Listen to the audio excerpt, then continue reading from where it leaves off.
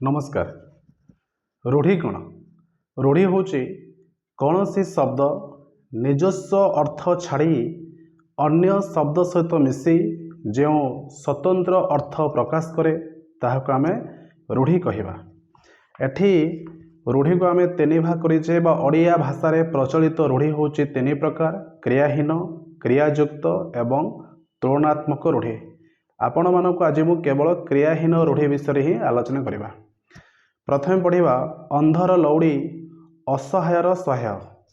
2 number अंध बुझावणा अन्याय विचार। अरण्य रदन निष्फल प्रार्थना बा वृथा प्रार्थना। अहिनीकूल संपर्क अर्थ होची घर शत्रुता। अलणा कथा मूल्यहीन कथा। अकल गुडोर अर्थ बुद्धि बणा हेबा। अल्प विद्या भयंकरे अल्प ज्ञान जोगु अपदस्थ हेबा। आकाश कुसुम अर्थ वृथा स्वप्न। आपण सुना भेंडी निज लोक अयोग्य। उपरी माल निर्दिष्ट आयर अधिक बा मागणा मिलिबा। उपर ठाउरिया गभीरतार अभाव बा सारवतार अभाव। ए घर माउसी से घर पिउसी एपट सेपट छिद्र कथा कही जे सबुठी भले हुए। एक घर किया सामाजिक बासंद। अलियार गजार अर्थ जन्मरु चतुर बा सियाणिया। कर छड़ा दायित्व न नेबा। काठीकर पाठ कष्टसाध्य। कोहामुंडा कपिलार अर्थ होची बहु अबांतर कथा कहिबा। कपाल लिखनर अर्थ होची भाग्यफल। कुंभीर कांदणार अर्थ छलना बा उपर ठाउरिया सहानुभूति। कूपमंडूक अर्थ होची संकुचित परिवेश रे बढ़िथिबा। खतगदारे पद्म अर्थ होची प्रतिकूल परिस्थिति रे प्रतिभा स्फुरण। गोटिए चाउल रे गढ़ा अति सुंदर। गठखंडिया असामाजिक व्यक्ति बा गोष्ठी अलगा। गोबर गणेश निर्बोध बा मूर्ख। घर ढिंकी कुंभीर अर्थ होची निज लोक शत्रु। घर बुड़ी पानी आंठुएर अर्थ होची अवस्था असंभाळ हेबा बा विपद उपरे विपद। घसा बलद अर्थ होची किछि न बुझी मुखस्त करिबा। छुंची माछी परीक्षा बा परखर अर्थ होची तन्न तन्न करी देखिबा। छक्का पंझा उभय पक्षर सतर्क हब। दशम श्रेणी पिला माने एटा तुम पई रूढ़ी बहुत दरकार अच्छे परीक्षा रे। जपामेळीर अर्थ होची अति प्रिय। जीवन मूर्छा आप्राण उद्यम। जक मुहरे लुण तार अर्थ होची गर्व भांगिबा व अहंकार भांगिबा।